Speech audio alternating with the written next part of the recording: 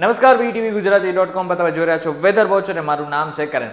અત્યારે અમદાવાદ સહિત મોટા ભાગના મધ્ય ગુજરાતથી લઈને સૌરાષ્ટ્ર લઈને દક્ષિણ ગુજરાતથી ઉત્તર ગુજરાત આ બધા જે વિસ્તારો છે કે જ્યાં છૂટોછવાયો વરસાદ આજથી 5 દિવસની અંદર પડવાનો છે અને આની સાથે સાથે સાર્વત્રિક વરસાદની પણ આગાહી કરવામાં આવી રહી છે. પરંતુ આ સાથે જોવા જાય તો કચ્છ અને ઉત્તર ગુજરાતના કેટલાક ગામો અને આ સાથે સાથે મધ્ય ગુજરાત અને સૌરાષ્ટ્રની વચ્ચેનો જે પટ્ટો છે એટલે કે સુરેન્દ્રનગર ચોટીલા જે છે ત્યાં હજુ સુધી પણ સારો વરસાદ નથી પડી રહ્યો. હવે આમ જોવા જઈએ તો મોટાભાગના ગુજરાતના વિસ્તારોમાં સારો વરસાદ તો પડ્યો, પરંતુ હજુ પણ કેટલાક એવા વિસ્તારો છે કે જ્યાં હજુ પણ ખેડૂતો વરસાદની રાહ જોઈને બેઠા છે, એટલે કે માત્ર અમુક ઝાપટા જ પડી ચૂક્યા છે. ત્યારે આજના વિડીયોમાં આપણે જાણી લઈએ કે હવે આગળના સમયમાં કયા કયા વિસ્તારોમાં સારો વરસાદ થશે. અત્યારે તમે જે સિચ્યુએશન જોઈ રહ્યા છો એ આમ જોવા જઈએ તો સૌરાષ્ટ્ર સહિત મોટા ભાગના જે ગુજરાતના વિસ્તારો છે ત્યાં સારો વરસાદની અત્યારે અનુમાન લગાવવામાં આવી રહ્યો છે, કારણ કે મધ્યપ્રદેશથી એક સિસ્ટમ આગળ વધી અને એને જ કારણે અત્યારે જોવા જઈએ તો દક્ષિણ ગુજરાત, ઉત્તર ગુજરાત અને જે ખાસ કરીને મધ્ય ગુજરાતનો વિસ્તાર છે ત્યાં સારો વરસાદ પડી રહ્યો છે. હવે જો વાત કરવામાં આવે વધારે પડતા વરસાદની તો વડોદરા, બોડલી, રાજપીપળા, ગોધરા, નડિયાદ, ખંભાત અને આ સાથે ભરૂચ છે, દાહોદ છે, લુણાવાડા છે, આ બધા વિસ્તાર છે કે જ્યાં આજના દિવસ પૂરતો ધોધમાર વરસાદ પડી શકે છે. ઉત્તર ગુજરાતની વાત કરીએ તો પાલનપુર છે, ખેડબ્રહ્મા છે, થરાદ છે, રાંધનપુર છે, મહેસાણા છે, હિંમતનગર છે, આ બધા વિસ્તારોમાં છૂટો છવાયો વરસાદથી લઈને ભારે વરસાદની આગાહી. આ સાથે અમદાવાદ સહિત બધા જ વિસ્તાર, અમદાવાદ, વિરમગામ, ધોળકા સહિતના વિસ્તારોમાં વાદળછાયા વાતાવરણની વચ્ચે છૂટો છવાયો વરસાદ પડી શકે છે. પરંતુ એક વડોદરાની પાસે આપણે થોડુંક ઝૂમ કરીને જોઈશું તો આપણને ખબર પડશે કે ખરેખર એક જગ્યા એવી પણ છે કે જ્યાં એવું માનવામાં આવે છે કે અતિ ભારે વરસાદ પડશે, એટલે કે ડભોઈ અને સંખેડા એક વિસ્તારો છે. ડભોઈ, સંખેડા, નસવાડી છે, નસવાડી તાલુકામાં વરસાદ પડી શકે છે. પારીખા છે, આ સાથે કરજણ છે, પાલેજ છે, વાગરા છે, દેવલા છે, દાહેજ છે, આ બધા જે વિસ્તારો છે કે જ્યાં ભારે વરસાદ આજના દિવસ પૂરતો પડી શકે છે.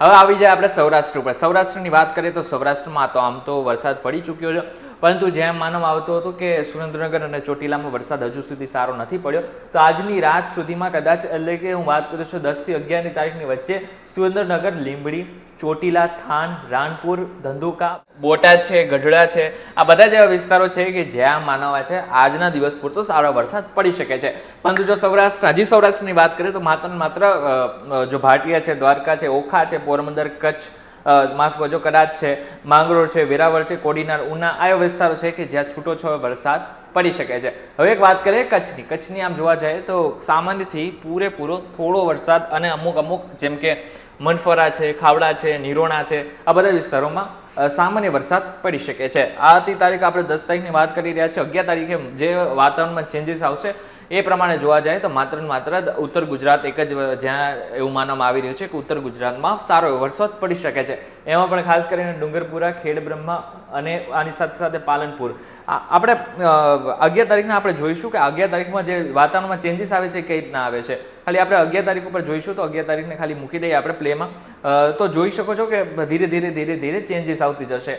અત્યારે તમને દેખાતું હશે કે ખેડબ્રહ્મામાં તમને જોઈ શકતા હશો, ડુંગરપુર છે એમાં થોડો વરસાદ અતિ ભારે વરસાદ આવી શકે છે. એટલે કે આ જે 11 તારીખનો દિવસ હશે એ ખાસ કરીને એવા વિસ્તારો માટે ખાસ હશે. અતિ ભારે વરસાદ એ વિસ્તારોમાં આવશે જે ઉત્તર ગુજરાતને અંડરમાં આવે છે, એટલે કે ઉત્તર ગુજરાતના જેટલા પણ જિલ્લાઓ છે ત્યાં સારો વરસાદ પડશે. 12 તારીખે એકવાર જોઈ લે 12 તારીખે કેવો વરસાદની આગાહી કરવામાં આવી છે.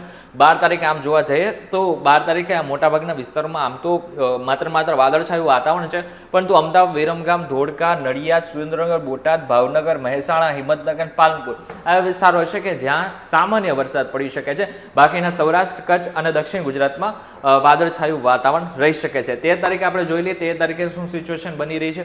13 તારીખને પણ આપણે પ્લેમાં મૂકી દઈશું. 13 તારીખને જોવા જઈએ તો નડિયાદ એક એવો વિસ્તાર છે, અમદાવાદ, નડિયાદ, ગોધરા અને લુણાવાડા આ એવા વિસ્તારો હશે કે જ્યાં માનવામાં આવે છે. હજી આપણે જોઈ લઈએ બાલાસિનોર છે, આ સાથે કપડવંજ છે, બાયડ છે, ધનસુરા છે, માલપુર છે, મોડાસા છે, આ બધા જેવા વિસ્તારો છે, કલોલ છે, સાવલિયા છે, આ બધા જે વિસ્તારો છે કે જ્યાં અતિ ભારે વરસાદ 13 તારીખે આવી શકે છે. કારણ કે જે સિસ્ટમની અસર હતી એ સિસ્ટમની અસરને કારણે આ જે સિસ્ટમ આગળ વધે છે એને જ કારણે આ બધા જ વિસ્તારોમાં અતિ ભારે વરસાદ આવી શકે છે. આ સાથે ઉપર જોવા જઈએ તો ભિંડર એક એવું છે કે જ્યાં પણ, એટલે આમ જોવા જઈએ રાજસ્થાનનો ભાગ છે, પરંતુ ત્યાં પણ એની જે સિસ્ટમની અસર છે એ આસપાસના જેટલા પણ વિસ્તારો છે ત્યાં થઈ શકે છે. 14 તારીખનું જોઈ લઈએ 14 તારીખે શું સ્થિતિ બની રહી છે. 14 તારીખની જો વાત કરવામાં આવે 14 તારીખે આખા ગુજરાતમાં માત્ર ને માત્ર છૂટો છવાયો વરસાદ પડવાની અને એક લુણાવાડા એક એવો વિસ્તાર હશે કે જ્યાં ભારે વરસાદ આવી શકે છે, બાકી કંઈ જ નથી.